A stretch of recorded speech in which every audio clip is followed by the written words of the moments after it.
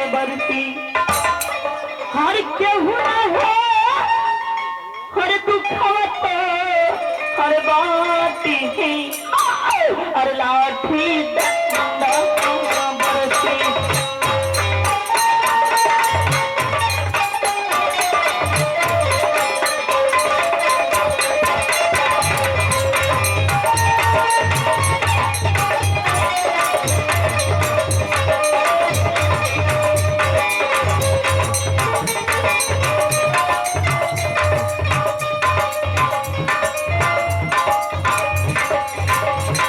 ये कहते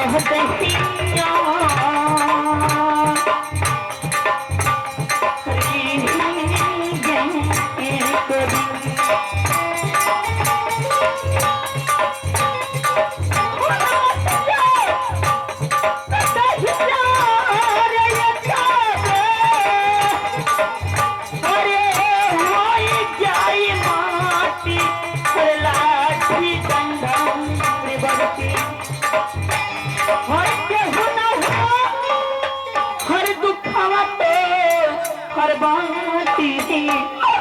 हर लाठी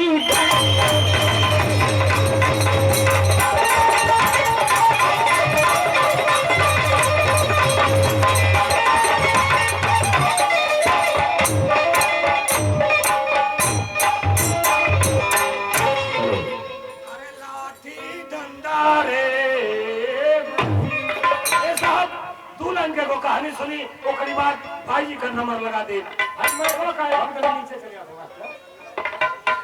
तने कने एक ऊपर का तो तनी बोले ना हथवा लगावला तो हाय हाय देखा था ना 3-4 को कचका लगाओ ये हुए तो मुड़िया साइज में पता साइज में एक घींच के कराओ उठाओ थे तो सोचे तो काम हो गया और करा उठाना पर ना सोचिए काम देखिए साहब हमार माई बाबू बुरबक रहला हमार माई बाबू बुरबक रहला 5 गो भैंस खरीद देला रातों दिन भैंस चराई यहाँ से कहीं और से बन देवी 4 बजे भैंस लिया के बानी आ खा के सुत जाई माई बाबू के कही लड़का हम गांव का आदमी कहला कि मर्दवा बियाह का लड़का कह पतो या जे 3-4 गो नाती नत करिए बाबा बाबा कहिया हमार बाबू माई बात मान के बियाह का दिन धर देला जब हमार बियाह हो गया तो पहले के जमाना में भैया मेहरारू आ जाए तो डरन के वो बड़ी मेहरारू से ना बोले अब का तो लड़का जात हो पहले लड़की देख ले तो तब बियाह करत हो ए साहब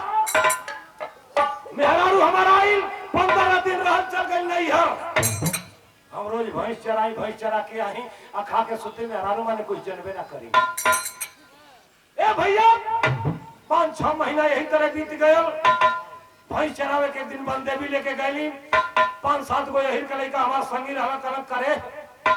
तो मेहरारू आइले चानी काटत न हवे कनी कहो सार लोग मेहरारू के शरीर से चानी निकले ले सोना कन सरवा तू पगले है एकदम मेहरारू से तनी बोल के देखबे तब न चानी सोना का थाई चली तनी की ई बात ओए दिन भैया 3 बजे भैंस लेके घरे चली आया के भैंस खुंटा पर बांध के माई से कहली कि हमके खाना दे हमर तबीयत ठीक ना हम सुतब माई कलश की कहियो 3 बजे ना तो जरूर कर तबीयत खराब है नदियो दी में नहा ले भाई ए साहब माई भात तरकारी बना के देलस खैली आ खैला के बाद कहीं सुते ना गई चल गई मेहरारू की खटिया जाके संझ में सुत गई मेहरारू हमार चौका बासन कैलस खाना दाना फिर से दोबारा बनल माई बाबू का सेवा बर्दाश्त कैलस पहले भैया आई लाइन ना रहे धीबरी रहे किरासिन का तेल डाला है तो बहरे हमार मेहरारू जब अपनी खटिया पर गए तो हम लंबा भैल बाड़ी वो बेचारी का केला कि भक्त ने दिया धरा दे तो आ दिया धरा के दू हाला जगलस के हे उठा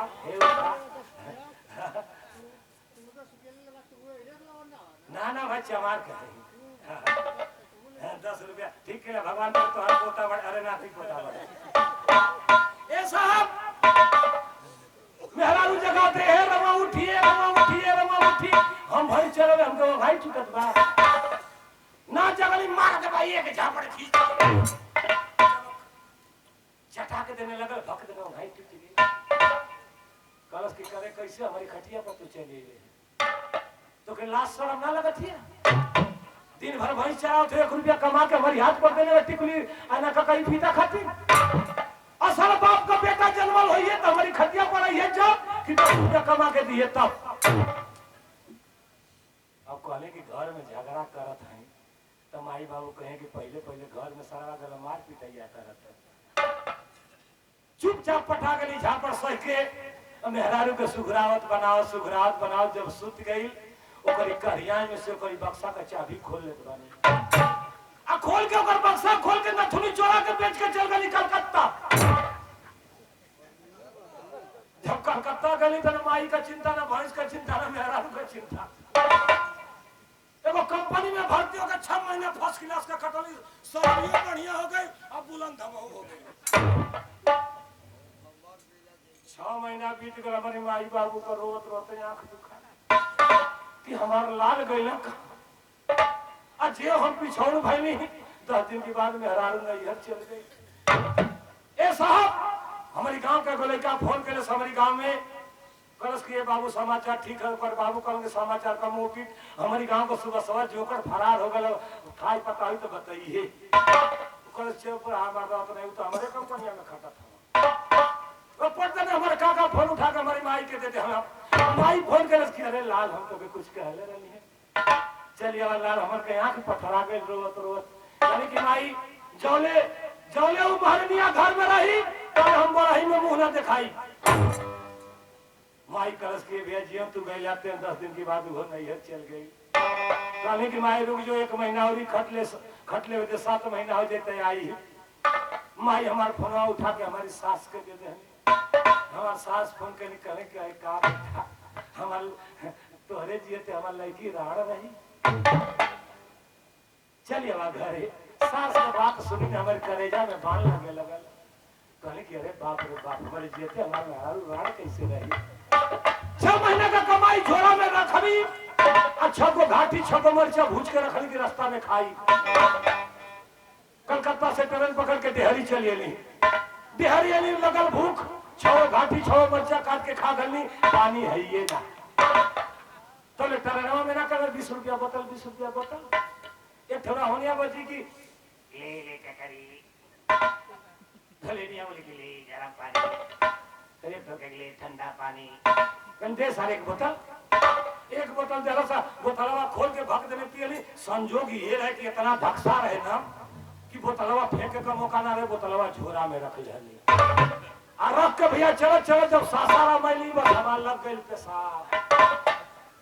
इतना ट्रेनवा में धक्सा जैसे ना कुंभवा में रहल हो, कितना जना मर गई ना था है ना, चलल बालू में गड़ा गई ना। ए साहब पेशाब करे जाई ना डबवा में ढेर में से तो 2 डब्बा पीछे चल। हमार मन करे कि यदि मीने पर कर दे कि मेहरने पर कर दे, मार पेड़ोरिया आनी पीछे से हो कहे कि करिस त का करी पेशबिया मैदान में लगे। ए साहब ऐठा तो बैठा तो एगो सीटिया पर मोटे कर मेहरारू बैठल रहे। कथी की बेटा कैसन ऐठा बैठा तो कहे कि माता जी ले जाइला का बात है, हमार लगल है पेशाब जाते है, पेशाब कर ठेल दे तो 2 डब्बा पीछे चल जा। बुढ़िया कलश की बोतलवा फेंक देला, कहने की ना माता जी बोतलवा झोरा में रखले है, कलश के सीटिया के नीचे हिल जा, ढक्कनवा खोल कर पेशाब करके बंद कर दे आ झोरा में रख दा, मौका मिली तो फेंक दी। बुढ़िया का बात मान के ये भैया वही बोतल में पेशाब करके ढक्कन बंद करके झोरा में रख दिया, आराम से सुतल। आवत गाजीपुर स्टेशन सिटी स्टेशन पर हमार साहब एगो रेंजर साइकिल लेके खड़ा रही, बहनोई यही से आवत न मौका मिलल न बोतलवा फेंकल, झोरा के पीछे दबा दिले, डंडा पर बैठा दिले सब। ए साहब लेके चल गए ससुरारी। जब ससुरारी के लिए अम्मा जी के गोड़ पर पावर सन पकड़ी लेके गोड़ लगे मीठा ना जरूरत है लड़की हमार सुहागन हो गए। ए साहब हमार सार हमारी मोहब्बत में पाभर मुर्गा लिया लगे 36 डिग्री एजेंट ले के मिले 50 लेके आल, जब मुर्गा खैली 36 डिग्री पियली आ सुतला का कहीं जगह है ले जाके बरद वाला घर में खटिया बिछा दे एनिया का मछड़ा ओढ़ी तेनिया मछड़ा काटे से एनिया ओढ़ी तेनिया काटे। जब दारू का नशा चढ़ल सुत गई नहीं। 12 बजे रात को हमारी सास का नींद टूटल। जाके हमारी मेहरारू के जगावता नहीं करे 6 महीना पर तोर मरा डाला जाके तनी देह में दबा देले तेल लगा देले तीतर नाम का खचाल वहां सुत गल। हमार मेहरारू हमारी मोहब्बत में लगल अंधारे घरे अंगना में तेल तो तेलवे ना पावे खोजत तेलवे ना पावे। कलश के स्वामीनाथ कलकत्ता से झोरा लेके आया हो सके कि तेल साबुन लेके आयल गई लोग झोरा में जब हाथ डालस तो वे बड़का बोतल पाई गए हिलाओ थे तो खचर खचर बोल। कलश के स्वामी ना जना था कि करू का तेल पेरावल लेके आना कोरू लेके कलवा हमारी कहन चली आई। जब हमारी कहनाई आ जब हमारी गोड़ पर से चादरा उलाते थे तो हम कल जना थे गड़वा पड़वा चाटी का रहे। जब वो घाई टूटल तो देखली मेहरारू कली तू कैसे हो तू कैसे तो कभी धीरे धीरे बोला माई जागल है कहीं का करे कालुआ का देह दबावे देह पानी लगावे है ये साहब कल के ले आ गई 6 महीना पर तो तेल पानी लगा ली पट देने ढक्कन तेल का खोलक बाबा भर दे ही लगा दे बस भर दे ही लगावे बाकी महके कहले की क्यों नहीं कंपनी का तेल लेके आई कहले की ठीक कलू बड़ा तेल लगौलू देहला तरी हमारी चाली पर चाप दा तू जा सुता। कलश के स्वामीनाथ हमारी जंघिया पर मुड़िया रखा चनिया पर चाप दी। ये साहब एक पसर लाट के जब हमारी चाली पर चतल तो 6 महीना का कपार जरल भक्त में सुख ले कहले की कहो ही केवल तेल डाल तो भक्त में सुख ले कलश की ना बुझाता हम कहे कि नहीं कले रो दोबारा जंघिया पर मुड़िया रखने डाल देता है। ये साहब जब दोबारा जान पोकरी मुड़ी रखली आ एक परसों उलाट के लगल चातर बोल के हमारी नाक पर आ गए। जब नाक पर आ गए आ नाक पर अला के बाद जब हमारी ओठ पर आल चटनी तो नून छा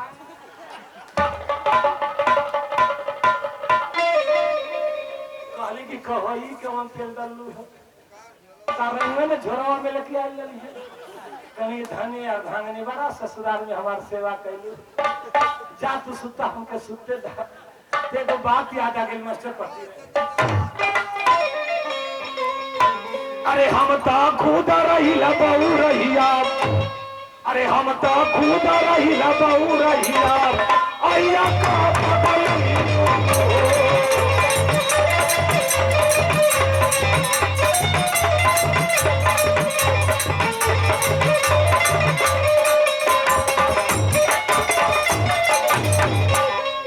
हम तो खुद रहिला आइया का पगलैलू हो एक हमरे आई उस्ताद गाना जब ब्रिज भार बनेला था अरे जौनी पथरा के पूजे जौनी पथरा के कटे पत्थर का ढीला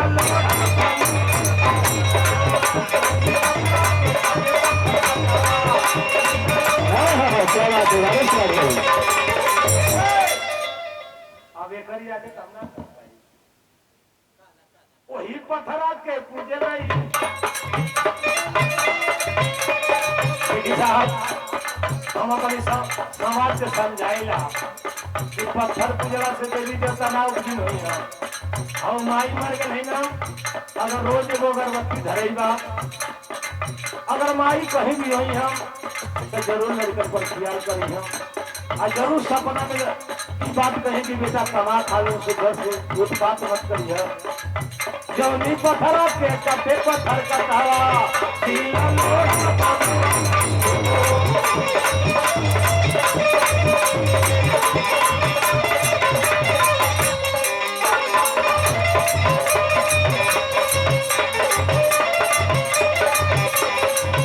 वही पत्थरा का बने भोले बाबा वही पत्थरा का बने भोले बाबा कैसे बनी